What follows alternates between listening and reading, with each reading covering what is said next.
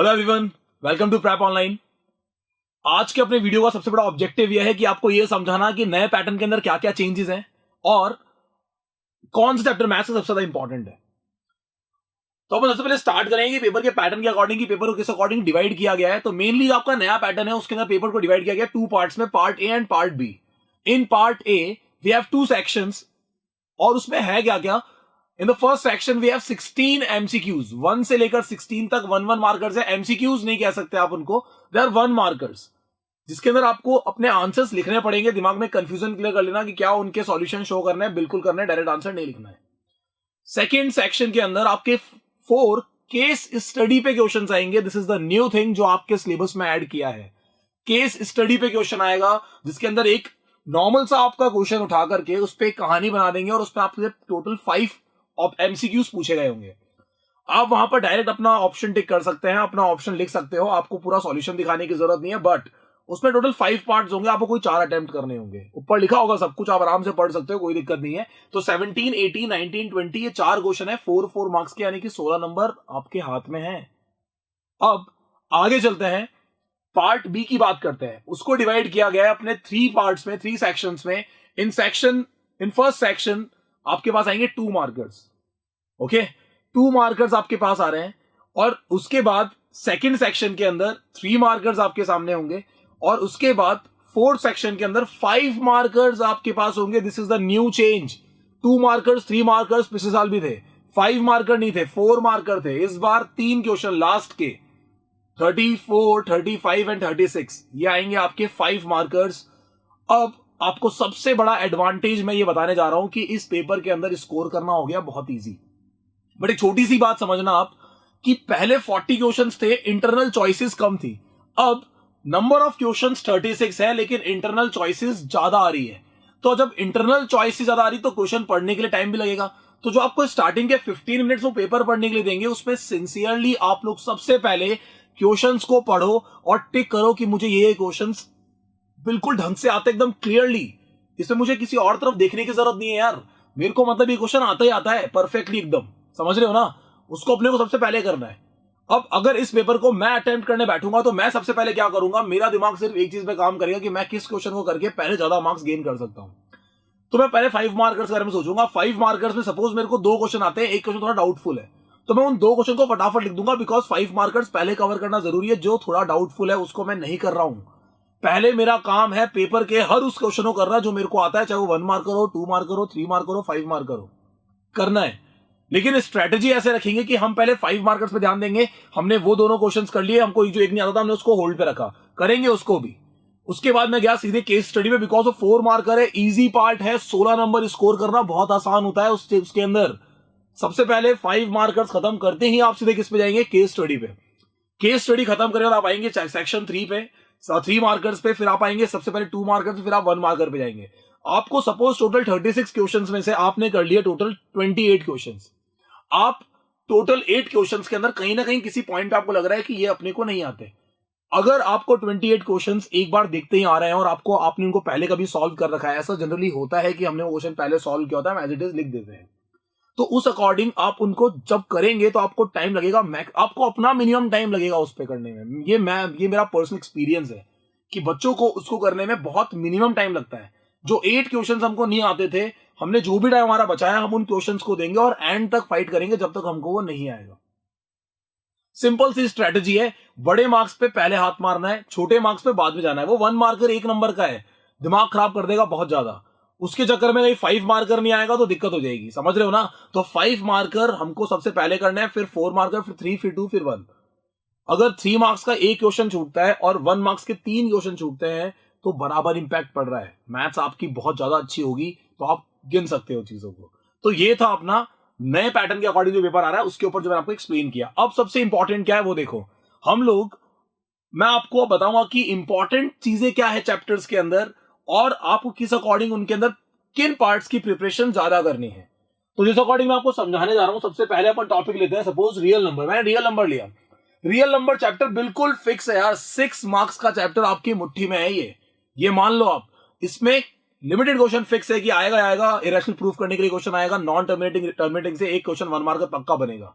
तो आप समझ रहे हो ना कि आपको रियल नंबर्स में ज्यादा कुछ एक्सप्लोर करने की जरूरत ही नहीं है, पूरा का पूरा एनसीईआरटी बेस्ड इसमें सिस्टम पूछा जाएगा और उसी कॉन्सेप्ट के बाहर आपको नहीं लेके जाएगा। एक आध आपसे पूछ सकता है वर्ड प्रॉब्लम जो एचसीएफ एलसीएम पे बेस्ड होती है, एकदम सिंपल सी। सेकंड चैप्टर है पॉलिनोमियल्स। पॉलिनोमियल में सबसे इंपॉर्टेंट क्या है, जहां तक हमें को लगता है इस बार क्वाड्रेटिक पॉलिनोमियल आएगा, बिकॉज इसमें से डिवीजन एल्गोरिथम को कटवा दिया गया है। तो लॉन्ग डिवीजन पे क्वेश्चन पूछ सकता है कि चेक करो उसका फैक्टर है या नहीं है, उसमें क्या ऐड करें, तो लॉन्ग डिवीजन वाला पार्ट भी एक इंपॉर्टेंट बन जाता है। बिकॉज 4 नंबर का क्वेश्चन अगर आपके इसमें बनता है, 4 मार्क्स का क्वेश्चन इसमें आ रहा है कहीं ना कहीं, एक 3 मार्क्स से पूछ लेगा और एक आपसे पूछ लेगा 1 मार्क्स में, तो कहीं ना कहीं आपको इसके लिए प्रिपरेशन तो करनी पड़ेगी। लीनियर इक्वेशन में वर्ड प्रॉब्लम फिक्स है, आएगी। वर्ड प्रॉब्लम में ग्राफ मिक्स होकर आ सकता है, हो सकता है कि ग्राफ मिक्स होकर ना आए, तो इस कंडीशन पे बेस्ड a1/a2 b1/b2 c1/c2 पे बेस्ड क्वेश्चन पक्का बनेगा 100%। बात करते हैं क्वाड्रेटिक इक्वेशन की, नंबर ऑफ रूट्स। तो आप कह सकते हो कि क्वाड्रेटिक इक्वेशन के अंदर जो आपके नेचर ऑफ रूट्स है उस पे क्वेश्चन 100% बनेगा 1 मार्क्स के अंदर। बनता है, हर साल बनता है, इस बार भी बनेगा, पक्का है। वर्ड प्रॉब्लम एक आएगी आपकी 3 मार्क्स के अंदर, और वर्ड प्रॉब्लम में ध्यान रखना कि रिड्यूसिबल यानी कि आपकी टैप वाली ट्रेन वाली प्रॉब्लम्स कटवा दी गई है। आपको नॉर्मल जो प्रॉब्लम्स है जो डायरेक्टली फ्रेम करने पर बन जाती है, इसमें आपको एलसीएम लेना नहीं पड़ता, वो वाला पार्ट आपको कटवा दिया गया है। इसमें एलसीएम लेना पड़ता है, जिसमें एलसीएम नहीं लेना पड़ता वो आपके लिए बहुत इजीली आ गई है, आप आराम से कर सकते हो। चैप्टर 5 के अंदर अरिथमेटिक प्रॉब्लम सबसे अच्छी बात है कि आपको सम वाले वर्ड प्रॉब्लम्स कटवा दी गई, तो इसके अंदर आपको जो क्वेश्चन आएगा वो मिक्स होकर आएगा। इसमें आपको एन एसएन सब कुछ निकालना पड़ सकता है, तो यहां पर जो एपी है उसमें जज करना थोड़ा सा मुश्किल हो रहा है कि कौन सा क्वेश्चन आएगा। तो बेसिकली इसमें मिक्स होकर क्वेश्चन आएगा, जहां पे एन एसएन दोनों के फॉर्मूले साथ में काम करते हो। बात करते हैं ट्रायंगल्स की। ट्रायंगल के अंदर 2 थ्योरम के प्रूफ तो रट लो तुम अभी, पाइथागोरस और बीपीटी। 100% एक इसमें से प्रूफ आएगा और इन पे बेस्ड कोई क्वेश्चन पूछ लेगा आपसे। तो मेनली सबसे इंपॉर्टेंट पार्ट जो मेरे को लग रहा है वो इनका प्रूफ, और इन दोनों पे बेस्ड कोई ना कोई क्वेश्चन। बेसिकली पैटर्न ये रहता है कि थ्योरम और थ्योरम के जस्ट नीचे उसका एक क्वेश्चन होता है, और उस अकॉर्डिंग ये आपके सामने बनकर आ सकता है। ध्यान रखना, मेनली किसके अंदर, केस स्टडी में। केस स्टडी प्लस 3 मार्कर, इन दोनों के अंदर ये पूछा जा सकता है, ध्यान रहे। अब इसके आगे चलते हैं। इसके बाद नेक्स्ट जो पार्ट है वो है अपना कोऑर्डिनेट ज्योमेट्री। फिक्स है, बहुत ज्यादा इजी हो गया, एरिया ऑफ ट्रायंगल वाला फॉर्मूला कट गया है, सब कुछ बहुत आसान हो गया आपके लिए। या तो section formula, mid point formula या डिस्टेंस फॉर्मूला, 3 फॉर्मूला है, आराम से आप कर सकते हो। 6 नंबर का चैप्टर है, इजीली आपको दिलवा देगा। बात करते हैं ट्रिग्नोमेट्री की। 8 मार्क्स का चैप्टर है ट्रिग्नोमेट्री। पूरी यूनिट की अगर बात करें तो 8 और 9 दोनों चैप्टर्स को मिला करके आपका वेटेज रहने वाला है अराउंड 12 to 13 मार्क्स का। अब 12 to 13 मार्क्स के अंदर एप्लीकेशन ऑफ ट्रिग्नोमेट्री का एक वर्ड प्रॉब्लम, जिसके अंदर जो मेनली मेरे को लग रहा है क्लाउड वाली प्रॉब्लम या एरोप्लेन वाली प्रॉब्लम, जिसके अंदर आपके सामने मल्टी ट्रायंगल्स बनते हो, उस पे क्वेश्चन पूछा जाएगा 5 मार्क्स में। ट्रिग्नोमेट्री के अंदर जो आपकी एक्सरसाइज है 8.4, जिसके अंदर एंटिटी वाले क्वेश्चंस हैं, उनके ऊपर मेनली एक क्वेश्चन तो पक्का बनेगा, और एक बनेगा 8.1 या 8.2 से, बिकॉज 8.3 कॉम्प्लीमेंट्री एंगल वाले क्वेश्चंस कटवा दिए गए हैं। बात करते हैं इसके बाद सर्कल्स की। सर्कल्स के अंदर 2 थ्योरम है मेनली। पिछले साल जैसे कि थ्योरम 2 एज इट इज आ गई थी, बहुत ज्यादा इजी थी, इस बार भी हो सकता है कि कोई ना कोई एक थ्योरम पूछ ले, तो थ्योरम इंपॉर्टेंट है। प्लस इस बार आपके वो क्वेश्चन आ सकता है जिसमें दोनों थ्योरम साथ में एप्लीकेबल है, लाइक आपका एग्जांपल 3, आपका एग्जांपल 2, और आपकी बुक के अंदर ऐसे क्वेश्चंस और भी दे रखे हैं, जब पढ़ेंगे तो आपको बता दिया जाएगा, चिंता मत करना। बात करते हैं कंस्ट्रक्शन की। फिक्स है, टेंजेंट बनाने के लिए आएगा 100%, और एक आएगा 1 मार्कर, 3 नंबर में आएगा टेंजेंट बनाने के लिए, और एक आएगा 1 मार्कर जो आपको गेन करना है लाइन को कैसे डिवाइड करते हैं उस पे बेस्ड। तो थोड़ा तैयार है ना, 2 ही चीजें बची है। सिमिलर ट्रायंगल्स कटवा दिया तो इसमें तो फिक्स हो गया है कि 3 मार्क्स में पूछेगा 100% टेंजेंट बनाने के लिए। इरिलेटेड टू सर्कल्स सिंपल है, 12.3 एक्सरसाइज आप सबने देखी होगी, चैप्टर 12 की बात कर रहा हूं मैं। Irrelated to circles shaded region mix होकर आएगा, semi circle, circle, sector, segments कुछ ही मिक्स करके दे देगा। Shaded 12.3 exercise is the main part of this chapter, ये मान लेना आप। उसी से क्वेश्चन आएगा। 12.1 12.2 से बहुत कम चांसेस है आने के, अगर कुछ आएगा तो एक रिलेशन है बहुत important, A is equals to LR/2, उस पे बेस्ड आपसे क्वेश्चन पूछा जा सकता है, ध्यान रखना। चलते हैं इसके बाद नेक्स्ट वाले part, that is chapter 13 surface area volume. The most important part is speed time वाला क्वेश्चन आ सकता है, बहुत ज्यादा इंपॉर्टेंट है स्पीड टाइम वाला क्वेश्चन।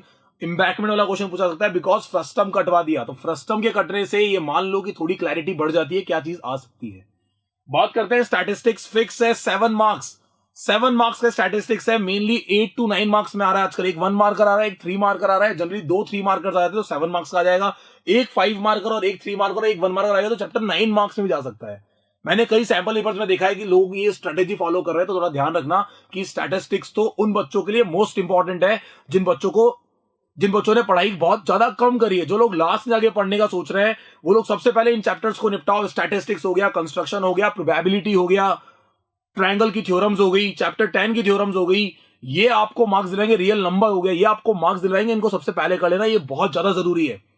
चलते हैं इसके बाद प्रोबेबिलिटी पे। प्रोबेबिलिटी के अंदर इंटायर चैप्टर इज इंपॉर्टेंट। कुछ भी आ सकता है, कुछ फिक्स नहीं है। कार्ड्स पे क्वेश्चन आ सकता है, डाइस पे क्वेश्चन आ सकता है। 4 नंबर का चैप्टर है और बहुत ज्यादा इजी है। जिन्होंने प्रोबेबिलिटी पढ़ा है उन सबको पता होगा कि चैप्टर इजी है। जिन्होंने नहीं पढ़ा भाई जल्दी से पढ़ लो इन दोनों चैप्टर को सबसे पहले। इन दोनों को पढ़ लिया तो कम से कम 12-13 नंबर आपके हाथ में आ गए। तो ये था अपना पूरा का पूरा स्ट्रैटेजी, पेपर के साथ पूरा का पूरा एक्सप्लेन कर दिया मैंने आपको। बाय।